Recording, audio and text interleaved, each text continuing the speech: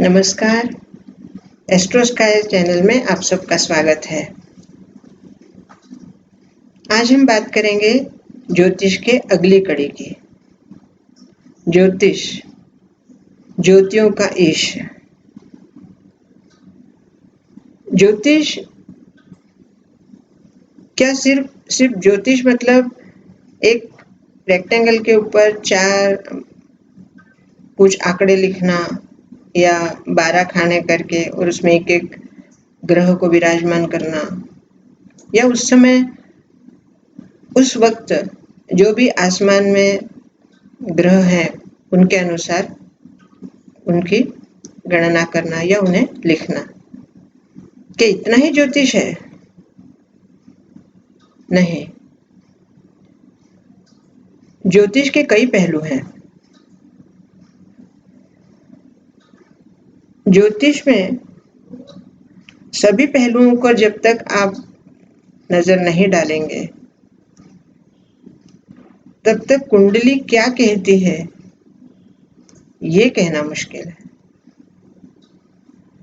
सिर्फ कौन सी राशि का लग्न है या चंद्रमा कौन सी राशि में है या अन्य ग्रह कौन सी राशि में है, सिर्फ इतना कहने से कुंडली का विश्लेषण नहीं हो पाता। अब इसके पहलू क्या है? ज्योतिष के पहलू हैं, एक तो उनका ग्रहों का आध्यात्मिक रूप क्या है या पौराणिक रूप क्या है।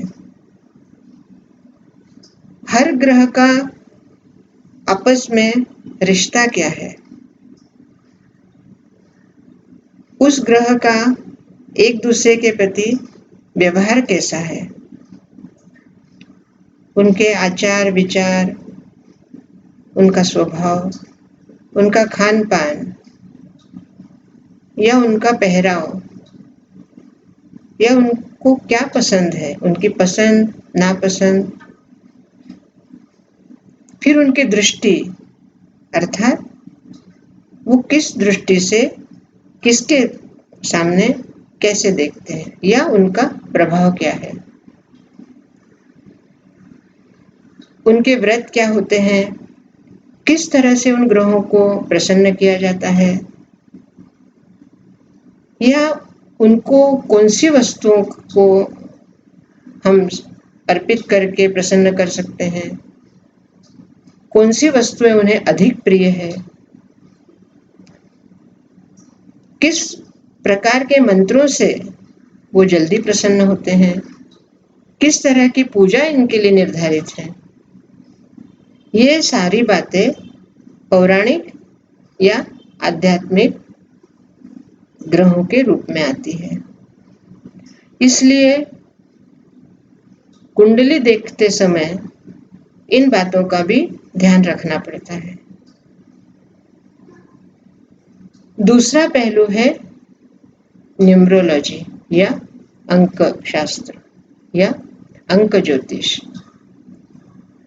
अब यहाँ पर भी ग्रहों के कौन से अंक हैं, कौन से अंकों से उनकी मित्रता है या कौन से अंकों से उनकी दुश्मनी है, कौन से अंक उन्हें अधिक प्रिय हैं, किस अंक से वो कैसे प्रभावित होते हैं, और कौन से अंक की राशि उनकी मित्र राशि है, कौन से अंक की राशि उनकी शत्रु राशि है, कौन से अंक से और किस अंक तक उनका व्यवहार किस तरह होता है, यह होता है अंक ज्योतिष। फिर तीसरा पहलू आता है पिंड स्वरूप अर्थात एस्ट्रोनॉमी, खगोल शास्त्र। आसमान में जो हमें पिंड रूप में ग्रह दिखते हैं, वो पिंड किस गैसेस से बने हैं, उन पिंडों के ऊपर किस तरह की मिट्टी है या किस तरह से उनकी गति है, किस गति से वो चलायमान है, कौन सी राशि में कितने वक्त, कितने समय तक वो स्थिर रहते हैं या कितने समय तक वो किस गति से चलते हैं। कौन से ग्रह को हम या कौन से पिंड को हम आगे बढ़ते हुए देखते हैं और कौन से पिंड को अर्थात कौन से ग्रह को हम पीछे जाते हुए देखते हैं, जिसको हम वक्री ग्रह कहते हैं। क्या वास्तव में ग्रह पीछे जाते हैं? नहीं, हमें ऐसे लगता है कि ग्रह पीछे जा रहे हैं। जिस तरह हम ट्रेन से सफर करते हैं या किसी भी व्हीकल से, तो हमारे पास की चीज है वो हमें पीछे जाती हुई दिखती है, और जैसे हमारी नजर और दूर जाती है तो हमें लगता है कि कुछ आगे जा रहा है, कुछ पीछे जा, जैसे जैसे पीछे जाते जाते वैसे वैसे चीज भी पीछे जाती हुई दिखती है। तो इसी तरह ग्रह हमें लगता है कि वक्री होकर अर्थात पीछे जा रहे हैं, लेकिन वो हमें ऐसे लगता है क्योंकि हमारी पृथ्वी की गति वैसी है। हमारे पृथ्वी की गति के अनुसार ही हमें उन ग्रहों को आगे या पीछे जाते हुए हम देखते हैं, या उसको ज्योतिषीय भाषा में वक्री ग्रह कहा जाता है। ये हो गया तीसरा पहलू। अब चौथा पहलू क्या है? चौथा पहलू ये होता है कि अगर कुंडली में उनका हमने पौराणिक रूप देखा, उनका अंक रूप देखा अर्थात अंक ज्योतिष के अनुसार देखा, पिंड रूप में देखा।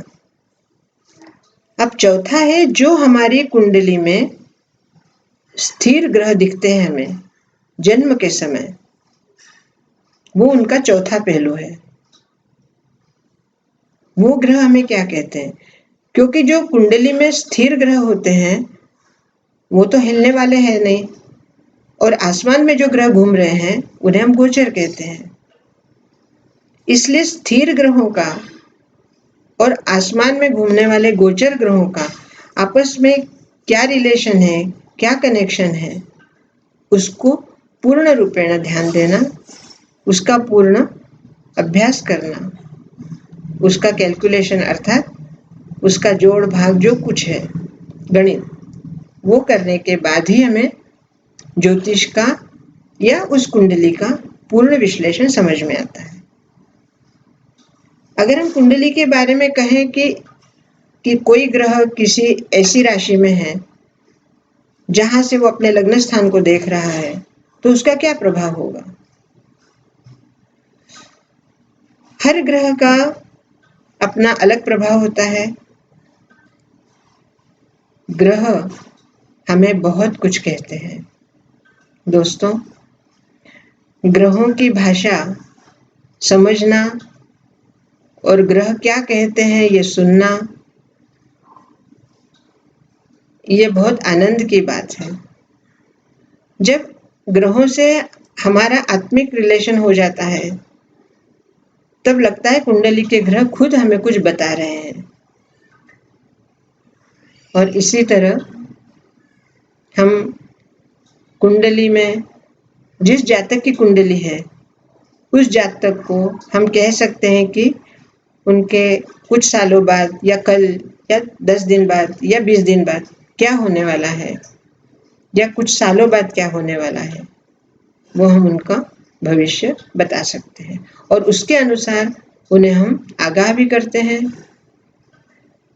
कि ये परेशानी आपको आने वाली है, तो आप इस परेशानी से इस तरह बच सकते हैं, या इस परेशानी को इस तरह से आप इस मंत्रों के द्वारा आप अपने आप को सुरक्षित रख सकते हैं। दोस्तों, ज्योतिष बहुत गहरा है और उसको 10 मिनट में कहना या 5 मिनट में कहना असंभव है। ये तो ऐसा सरिता है, फ्लो है, प्रवाह है, जिसे रोकना संभव नहीं। आपको अगर मेरा चैनल, मेरा कहना, मेरी बातें अच्छी लगती हो तो सब्सक्राइब कीजिए, लाइक कीजिए, शेयर कीजिए और कमेंट्स कीजिए। बहुत बहुत धन्यवाद। नमस्कार।